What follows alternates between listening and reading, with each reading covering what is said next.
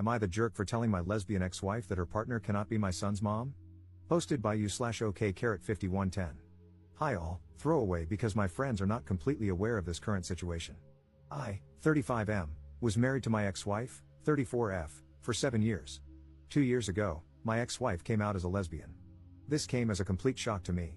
She and her partner, who were co-workers, had been having an affair since she joined the company a year before our divorce. We have a son together, 8M. I was heartbroken and devastated.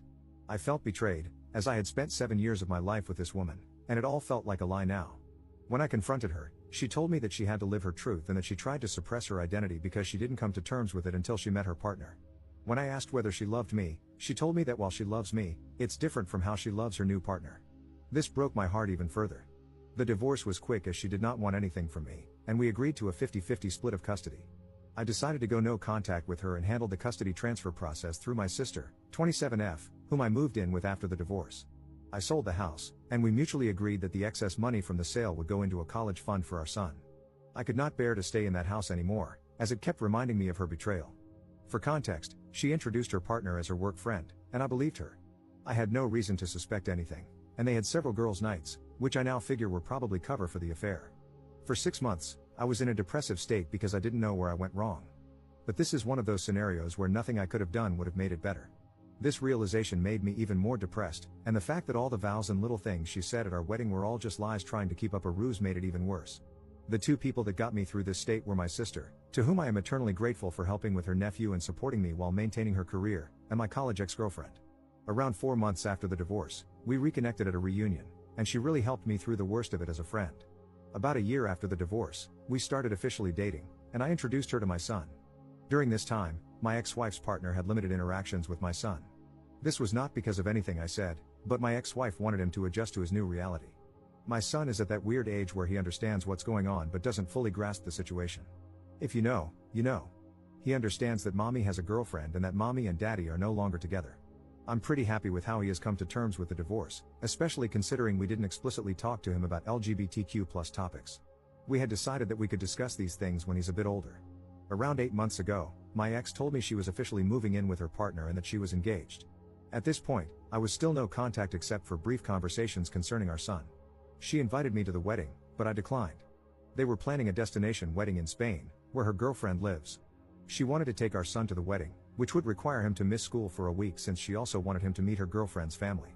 I told her that missing school for a week didn't make sense and suggested she plan her wedding during his vacation, as she didn't yet have a fixed date. She argued that they likely wouldn't find a date aligning with his vacations, as they wanted to get married as soon as possible. I relented and agreed, since I didn't want to interact with her further, and it was within her rights to have her son at her wedding. The problem started when my son returned from the wedding. He was supposed to stay with me, as we have a flexible week-in/week-out custody arrangement. She wanted to take my son on her honeymoon so he could bond with his new stepmother. I told her that she had already had 2 weeks with him, as she had custody the week before the wedding, and I wanted to spend some father-son time with him. I told her it was within my rights, and she should go spend time with her new wife. She argued that, since our son's interactions with her partner were limited due to her busy schedule, this was a great opportunity for them to bond. I told her that she'd already had 2 weeks for them to get to know each other. She said they were busy with the wedding and didn't have time. I explained that I had taken vacation days to go to a motorcycle expo and build a Lego set, 2 things my son absolutely loves. She kept arguing, and I finally told her that custody arrangements are in place for a reason, and that was one thing I would not negotiate. She got angry and left. My son and I had a great time together. I even got him one of those kid-sized motorcycles since he liked them so much. Over the next few weeks, we returned to our week-in/week-out routine. One day, I saw that my ex had posted a photo shoot of them and my son under the caption #lesbianmommies. I thought it was just a post, but the way it portrayed them as a family didn't sit right with me. When I had my son for the week, I asked if his mom was saying anything to him. He hesitated but eventually told me that his mother had been trying to convince him to call her partner mom. This shocked me, as I never expected my ex to do this. Then again, I've been wrong before. I asked if it was something he wanted, and he said he felt much more comfortable calling her by her first name and that calling 2 people mom felt weird. I told him it was okay and that he shouldn't feel pressured to do anything. I called my ex and asked to meet up because this was serious, and I wanted to discuss it. I confronted her, and she told me that since she and her partner were married, it was only natural for our son to have 2 moms now. I told her it wasn't okay to pressure him into calling her partner mom, as she is not his mother, doesn't have an active parenting role in his life, and any major parenting decisions require both of us. She tried to argue that, since my girlfriend and I were getting serious, I might eventually want our son to start calling her mom. I told her that, even if we became serious, I would never try to convince our son to call her mom because he already has 2 parents, and he doesn't need more. Then she dropped a bombshell. She and her partner were hoping that, down the line, they could file for adoption. She assured me I'd still be able to see my son but wanted her and her wife to have legal guardianship because they wanted to build a family. I told her absolutely not, and that our partners have no say in our son's life. She accused me of being homophobic for denying her the right to a complete family. I told her that her life choices are hers, but our son's life is something we decide together.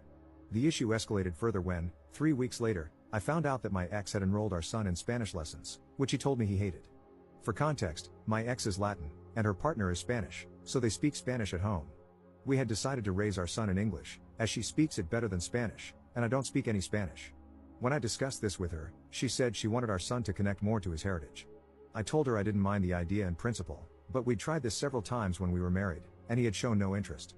She said it might be different this time, as there are now 2 Spanish speakers at home. I told her I was all for bilingualism, as knowing 2 languages is an advantage, but forcing him into something he doesn't want makes no sense. I even suggested trying another language he might like. She accused me of denying our son his roots and went on a tirade, accusing me of denying him his identity and her the right to a family. My girlfriend usually stays out of these matters, but she advised me to contact my lawyer. My lawyer assured me that even if they filed an adoption notice, I could contest it, and it would take something exceptional, like abandonment, for my contest to be rejected. My ex keeps posting pictures of our son as part of her new family, and it's honestly started to trigger me. 2 weeks ago, I interacted with my ex's new wife for the first time after the divorce. She contacted me to meet up and told me that my ex had finally started to recover from the trauma of coming out and building a new life. She accused me of being emotionless and uncaring during the divorce, guilt-tripping my ex into agreeing to 50-50 custody, and standing in the way of their happiness. She also told me I should agree to the adoption in a few years, as they've always wanted a family, and I would still remain my son's dad and could visit him. I told her I didn't care about her emotional state during the divorce and that my custody demands were fair by any rational standard. I told her if they wanted a perfect family image, they should have a child of their own with no connection to me. I feel like all this has started to affect my son more than anything. He's a lot less happy than he was a few months ago, as we had started to adjust to this new reality. For context, since I know this is going to come up, the emotional trauma my ex faced stemmed from her family effectively disowning her after she came out. Her parents don't talk to her anymore. My son, however, has plenty of interaction with his maternal grandparents when he's with me. My ex-wife and her partner make significantly more money than I do. However, my ex-wife earns less than me, but her partner has a senior position and more stability. This was also an argument my ex-wife used regarding adoption, saying they could send our son to private school and provide a better life. The recent elections may have caused some of this urgency, as they worry they might lose adoption rights soon. However, they don't want to adopt him now, but in a few years, so I doubt this is the reason. Update 1 day later. Hi all. It's been crazy seeing everyone's reactions to the situation, and I wanted to share a quick update with you all. First of all, I'd like to clarify that my son and I have been going to therapy since the divorce. He was doing quite well until the whole mom saga happened. My in-laws disowned her after she came out. They were not even aware of the affair when she came out to them. They still spend time with my grandson under the condition that they don't badmouth my ex and don't preach their views to him. They agreed and said that they valued a relationship with their grandson over any political views they might hold. I have been a part of every interaction they have had with him because I was worried they might say something inappropriate. Thankfully, this has not been the case. Her extended family has told me that they have all cut her off as well, some for the affair and some for her being gay. Our mutual friends also cut her off because of the affair. All our mutual friends were my work buddies and their spouses/partners. I did not ask them to do anything, they came to the decision on their own. I was actually glad when she told me she had made a friend on her own, as she used to complain about not liking her colleagues. We all know how that turned out. I'm pretty sure they're not planning to skip the country. I have all my son's documents, and we decided this during the divorce because she was still figuring out where to go. Since I was moving in with my sister, the chances of them getting misplaced were low. I have also not received any demands for the documents, and she returned the passport to me when we came back. The whole adoption thing probably stems from the fact that my son has a very close relationship with his mother. The only times he has really complained to me are when she asked him to call her partner mom and when she made him take Spanish classes he didn't want. We did everything for him equally during our marriage, but I had to travel out of state to my parents frequently during COVID because they were sick with pre-existing conditions and couldn't take care of themselves. My sister was on an assignment abroad at that time. My sister also agreed with this. Please let me know your thoughts. I listened to people and contacted my lawyer, who is also my friend, this morning. He told me the same thing as last time, that it would take something really unusual for the adoption process to go through, like child abandonment. He also said that they are a bunch of idiots who have no idea how the law works. He also told me that if the whole "we want to adopt him" is a real thing and if she is talking negatively about me to my son and I could prove it, I could get custody. This has not been the case, as I've not heard my son say that his mom says bad things about me. This brought me a sigh of relief. I plan to contact my ex today with the following conditions. We both install parenting apps and document all interactions. No more mention to me or my son regarding adoption or calling her partner mom. No more posting images of my son as part of their perfect queer family, because, frankly, I don't want my son's photos on the internet when he is so young. He can decide what he wants when he is older. I plan to talk to my ex in a couple of hours. Please let me know what you think about this. Second update 1 day later. Hi all, I talked to my ex today. She was busy yesterday, and I wanted more time to gather my thoughts. When we met, I put forth my demands. She told me the parenting app idea seems fine and that she has no problem with it. She got sad when I told her to drop the idea of adoption and calling her partner mom, as it's just not going to happen. She explained that her family had pressured her to settle down. I proposed after a year of dating, and I didn't know this, and getting pregnant so soon after getting married wasn't what she had in mind. She got pregnant 1.5 years after getting married. Does that count as soon? I don't know. She said she had been in the closet her whole life because of her parents and thought marrying me would make her feelings subside. She was happy until she met her partner. She went through postpartum depression after giving birth, but I didn't know she hadn't wanted to get pregnant so soon. She then admitted that the reason they, her wife and her, wanted to adopt my son was that she wanted to start fresh. She said she was never really happy during our marriage and that with her new wife, she could have the family she'd always dreamed of. She didn't want my son to grow up resenting her for being a lesbian since he doesn't have much exposure to people like her, apart from her and her partner. Look, I have to be honest here. I don't know any gay people, and no one in my family or circle of friends is gay. We've never talked about these things because it just doesn't come up in daily life. That doesn't mean my son and I have no idea who they are, especially after the divorce. I told her this wasn't going to happen and that he has had a lot of exposure to people from her community. I told her it seemed like a flimsy excuse to separate my son and me and that she was making it up to justify her actions. After some arguing, she revealed the real reason she and her partner wanted to adopt my son. Reddit, your prediction abilities are unreal. Apparently, they wanted to adopt him because they are considering moving to Spain in a few years. I told her she couldn't do that and that the legal framework supports me and my rights in both countries. She admitted she knew this, which is why they wanted me to sign the adoption papers. I told her she was crazy to think I'd agree. I reminded her that she still needs my permission to take him out of the country, just like when they got married in Spain. Thanks to a Reddit comment, I researched the laws about this, so I know this isn't happening. She said they wanted to see if I'd agree, and if I didn't, they wouldn't pursue it because she doesn't want to be separated from her son.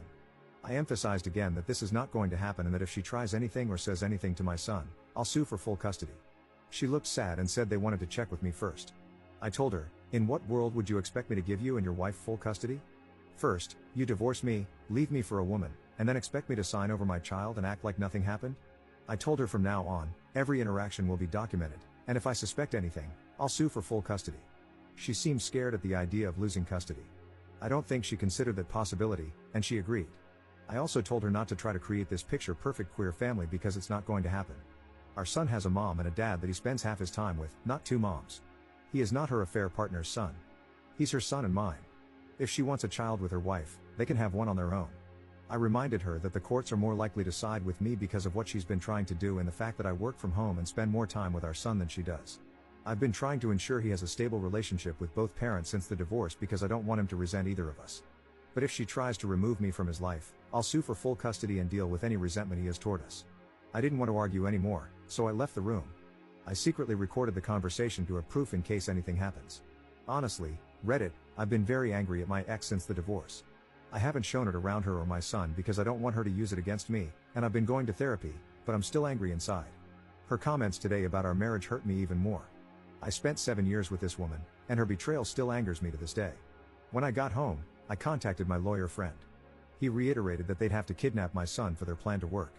I asked if there was anything else we could do. He said the current custody agreement is very thorough, and we've ensured that. Whether I want full custody is up to me, but I have to be sure before putting my son and myself through the process. I don't want my son to grow up without either parent because that's not healthy for him. That's why I won't sue for full custody now. If they're foolish enough to kidnap him, which I'm sure they're not, the law is on my side. I know her partner's position at work, so I doubt they'd give it all up without a good reason. As for the passport issue, I have all his documents, and things like notifying me about travel or hospital visits are already in the custody agreement. The legal framework is solid. My ex-wife is still a good mother who loves him, and he enjoys spending time with her. Plus, my son is the kind of person to tell me if he's uncomfortable with anything, so I'll know if they keep pushing their nonsense. On a positive note, I'm not against Spanish lessons, but my son doesn't like them. I just suggested he try learning a language he enjoys. There are plenty of options. I didn't bring this up with my ex, but now I know she was pushing for Spanish because of the Spain idea. Thank you, everyone, for your support. You really helped me understand the situation. I can't believe I didn't think about her considering Spain until I read the comments. You all are amazing.